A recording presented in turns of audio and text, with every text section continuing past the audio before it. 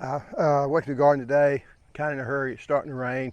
Trying to pull up potatoes, or big potatoes, as you can tell. They have died off. We've got a couple of rains. I am in fire ants. I started to dig these. I'm going to spray these. I've got spinosad on. I'm hoping this will knock them back pretty quick to keep them off of me. Let's see how that works. And I'm going to start digging. When I see the fire ants, I'm going to spray the suckers. That's a spider. Now, that's a good set of potatoes. When you're digging your Yukon, these are Yukon Golds. There's all my fire ants again.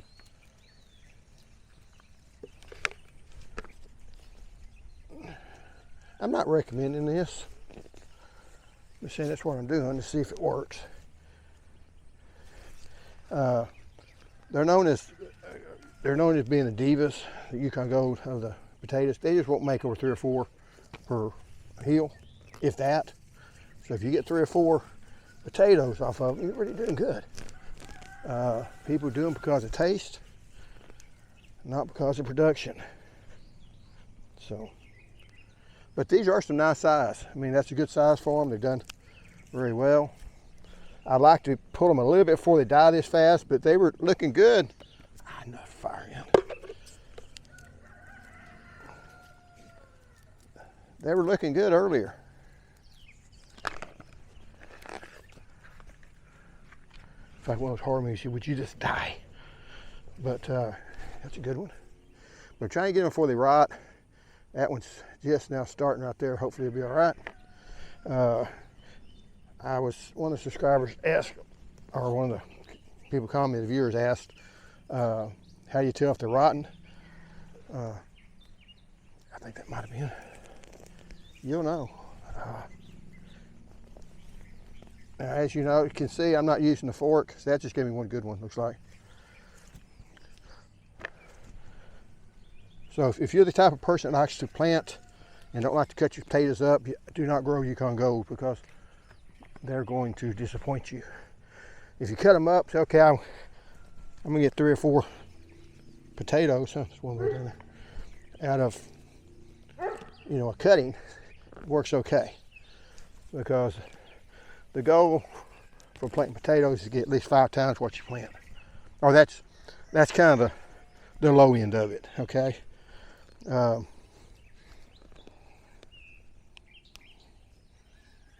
So anyway, I am moving fast, but those are some really nice sized potatoes. I'm impressed with the size.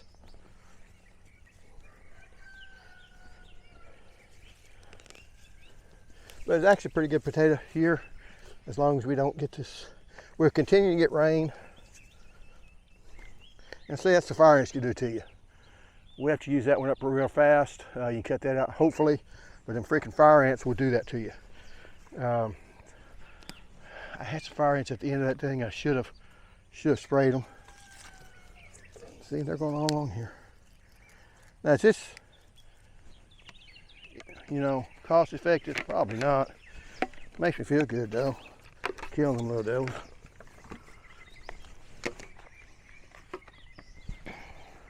Because I don't like fire ants. Even though the only thing that fire ants are good for is they've really reduced the tick population in the south. Used to be a lot more ticks over here. I didn't live where I grew up in Central Texas. And we had a lot of ticks, but man, they said you go down to southeast Texas, that's where kinfolk down here, ticks are everywhere. So that's the one that's rotted.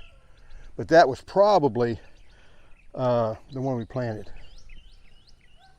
And we was out here one year digging potatoes and had a friend come out. Only time anybody come out and help us. And we gave her all the potatoes she picked. But yeah, see, that one is rotten.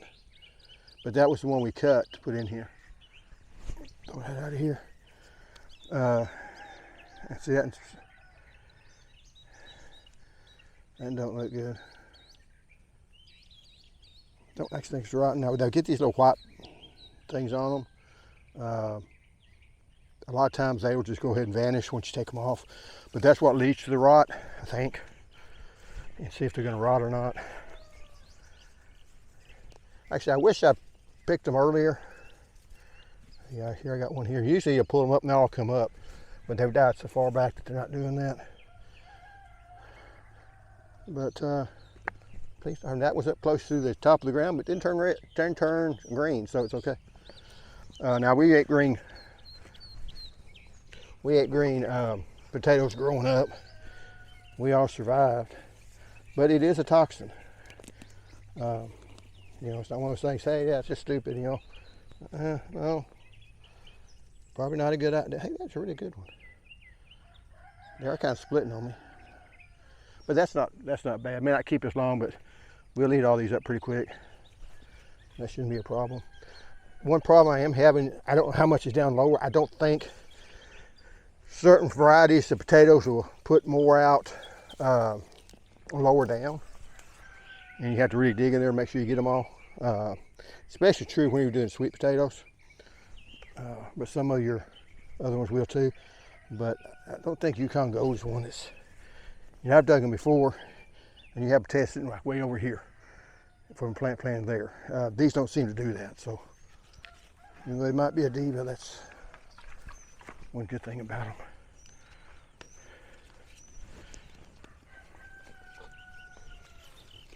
Because used to, you could pull, see, I can almost do that now. Those are pretty potatoes. Like I said, just I want to get them out of here.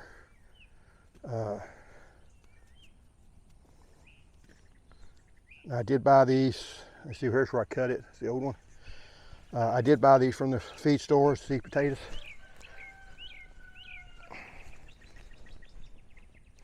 Up at Farmers Mercantile up in Orange, Texas. We bought a 50-pound bag, we ate. That's another one just really, that ain't even close to being right. That's all fire ants.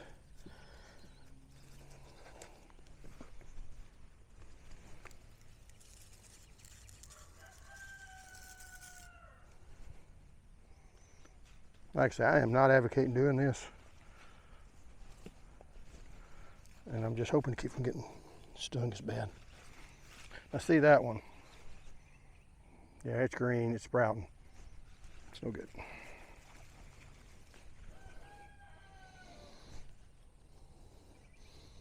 Because yes, the thought did go to me, I could use 7 dust and it worked a lot faster, or 7. It's a lot more powerful, but then you're touching the stuff and that's not good. Now it's a different chemical now. 7, I think, is pretty much quit doing the original formulation. I breathed in more of that stuff when I was growing up. See another fire ant before he gets me. So my idea is spraying them. I don't think it's working. But in fact, I'm gonna take this out of the way. If I see where that one had a full-blown colony over there, they will tend to get on the ends.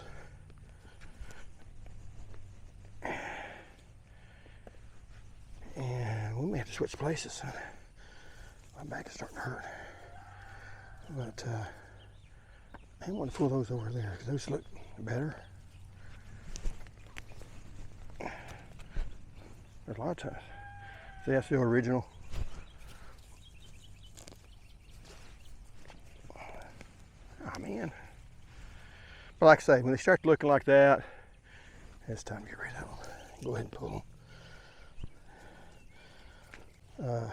And I debated, I think a week ago, whether or not I ought to pull them or not.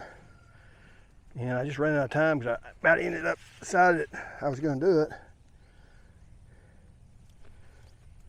Ooh. No, maybe not.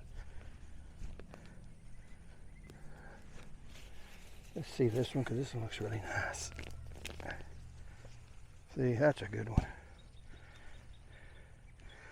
Now that you can peel it, you can peel the green off, you'll be okay. We're gonna pretend that's not green.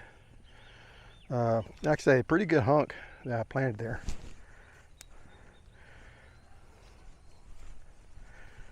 And let's see what's underneath the ground. Like I say, usually got my pitchfork out here. I really wasn't planning on digging taters. It started raining. I thought, hey, and then I seen, I hadn't actually looked. I'm not the person that spends a lot of time in that. Stupid. See more fire ants. I'm not somebody that spends a lot of time admiring my garden. I mean, you got too much stuff to go and do to admire it. I do try to pull the weeds as I go, because I could come in here and plant something else along this row. Don't know if I'm going to. See, usually I would pull those out. By the way, if you don't know, this stuff here, it's called crabgrass. It actually makes really good forage for cattle, horses. They really like it. Oh, those are some nice ones. So I think I've done good on potatoes this year. If I can get them out of the ground before they rot.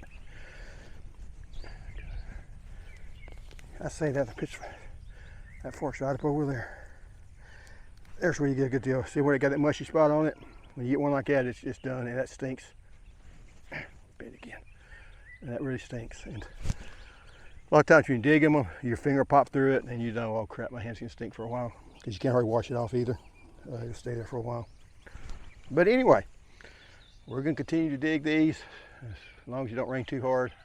Thanks for watching, and I'll see you next time.